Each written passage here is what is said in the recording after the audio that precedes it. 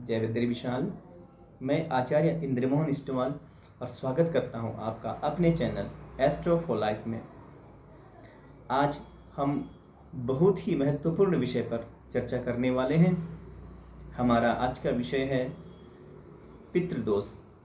पितृदोष क्यों होता है, कैसे होता है? पितृदोष के हमारे परिवार, हमारे व्यक्तिगत जीवन पर, व्यवहारिक जीवन पर क्या प्रभाव पड़ता है, उसके सिम्टम्स क्या हैं, उसके लक्षण क्या हैं, और पितृदोष से किस प्रकार से मुक्ति प्राप्त की जा सकती है, किस प्रकार से पितृदोष का निवारण किया जा सकता है। निवेदन करता हूं कि वीडियो को प्रारंभ से लेकर के अंत तक अवश्य देखिएगा और सब्सक्राइब चैनल को अवश्य कीजिएगा, शेयर कीजिएगा, लाइक कीजिएगा। पितृदोष क्यों होता है? जब हमारे पूर्वज किसी प्रकार से हमसे रुष्ट हो जाते हैं, इसी अवस्था में उनकी मृत्यु हो जाती है, तो हमें पितृदोष की प्राप्ति होती है।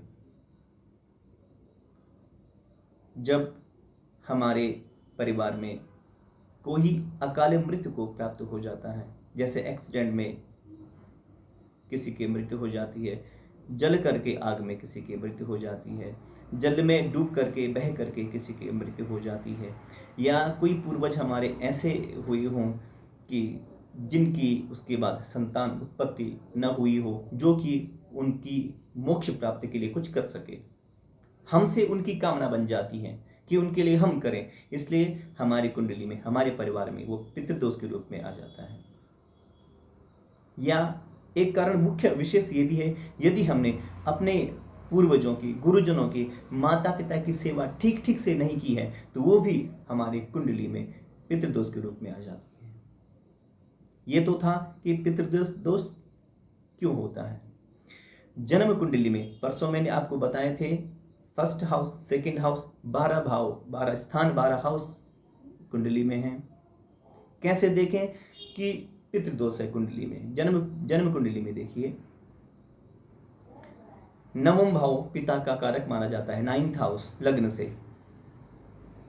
जब राहु की दृष्टि नवम भाव पर पड़ती है तो वो भी पितृदोष की तरफ इशारा करती है। स्वयं राहु जब नवम भाव में विराजमान रहता है तब भी पितृदोष का कारक बनता है। शनि और सूर्य यदि कुंडली में किसी भी स्थान में हो, 12 भावों में, तब भी पितृदोष का कारक बनता है। शनि यदि नवम स्थान में है तब भी पितृदोष का कारक बनता है। जन्म कुंडली में सेकंड हाउस कुटुंब का माना जाता है, परिवार का माना जाता है। यदि शनि सूर्य की वहां युति होती है तो पितृदोष होता है। राहु वहां यदि विराजमान है तब भी पितृदोष होता है। विशेष एक मुख्य कारण, जब हमारी जन्म कुंडली में काल सर्प दोष होता है तब भी वो पितृदोष की तरफ इशारा करता है। काल सर्प दोष जब राहु और केतु के बीच में समस्त ग्रह आ जाते हैं, उसे काल सर्प दोष कहते हैं। ये विशेष एक ध्यान रखिएगा कि काल सर्प दोष का जब पूजन होता है तो उससे पितृदोष से मुक्ति नहीं मिलती है। पितृदोष के लिए अलग से हमें कार्य करने होते हैं। काल सर्प दोष से मात्र राहु केतु शांत होते हैं, पितृदोष से मुक्ति नहीं मिलती है। ये तो थे कि पितृदोष जन्म कुंडली में क्या है। अब इसके सिम्टम्स क्या हैं? हो सकता है कि आपके पास आपकी जन्म कुंडली न हो, डेट ऑफ बर्थ टाइम आपके पास न हो। कैसे पता करेंगे कि कुंडली की आपके पास पितृदोष है? सबसे पहला लक्षण, घर में अशांति का माहौल रहता है, घर में मन नहीं लगता है। जैसे ही घर से हम बाहर अपने कदम रखते हैं तो हमें शांति महसूस होती है, शांति फील होती है। घर में क्लेश होता है, छोटी छोटी बात पर आर्गुमेंट होता रहता है, पितृदोष का कारक है। बहुत अधिक समय हो जाने पर भी संतान उत्पत्ति नहीं होती है, पितृदोष के कारण होता है। घर में बहुत बड़े बड़े बच्चे की उम्र शादी की उम्र से बहुत अधिक हो जाती है, वो भी उनका विवाह नहीं होता या वो विवाह नहीं करना चाहते, वो भी पितृदोष के कारक होता है। जीवन में संतान सुख की प्राप्ति नहीं होती है, वो पितृदोष के कारण होती है। बहुत बिजनेस है, व्यापार है, कारोबार क्षेत्र है हमारा, बहुत अधिक मेहनत करने पर कुछ भी हासिल नहीं होता है, कुछ भी प्राप्त नहीं होता है, या सब नष्ट हो जाता है, बार बार नष्ट होता है, वो भी पितृ दोष का कारण होता है। अन्य भी बहुत सारे कारण हैं पितृ दोष के। निवारण क्या है? सबसे पहले तो अपने पूर्वजों की, जो हमारे अभी माता पिता, दादा दादी, नाना नानी, उनकी खूब सेवा कीजिए। दूसरा, यदि आपके माता पिता हैं तो आप अभी पितरों के निमित्त कुछ कर नहीं सकते, इसलिए माता पिता को कहिए कि जब श्राद्ध पक्ष आते हैं, जैसे सन 2023 में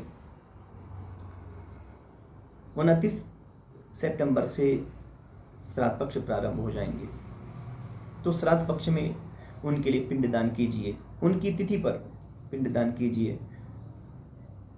उनके लिए किसी तीर्थ स्थान, अयोध्या, मथुरा, माया, जो बड़े बड़े हमारे बद्री, केदार, हरिद्वार, इन क्षेत्रों में जाकर के पिंडदान कीजिए, उससे भी पितृ मुक्ति आपको मिलेगी। आप व्यक्तिगत, आपके माँ पिता जीवित हैं तो आप कुछ कर नहीं सकते, इसलिए आप जब सूर्य को अर्घ्य देते हैं तो उसमें कुछ सफ़ेद चंदन मिलाइए, श्वेत चंदन मिला करके। सूर्य पिता का कारक, पितरों का कारक माने जाते हैं।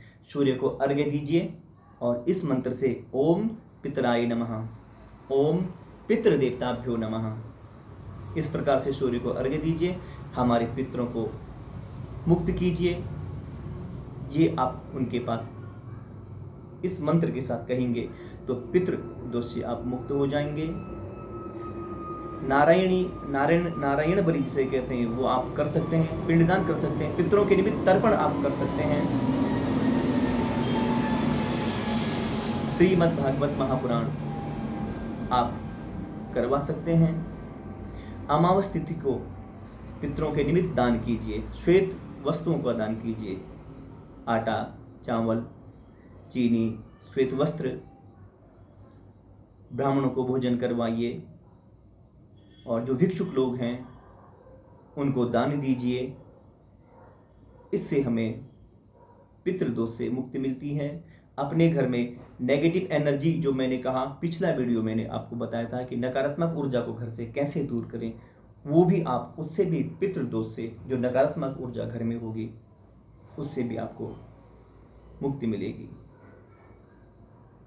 यदि आपको मेरा चैनल अच्छा लगता है, कुछ मैं आपको जानकारी दे सकता हूँ, आपके जीवन में थोड़ा सा भी लाभ मिल सकता है, मेरा ज्योतिषीय प्रेडिक्शन विश्लेषण सही लगता है, तो चैनल को सब्सक्राइब कीजिए, मुझे फॉलो कीजिए, लाइक कीजिए, शेयर कीजिए। बहुत बहुत धन्यवाद। जय बद्री विशाल।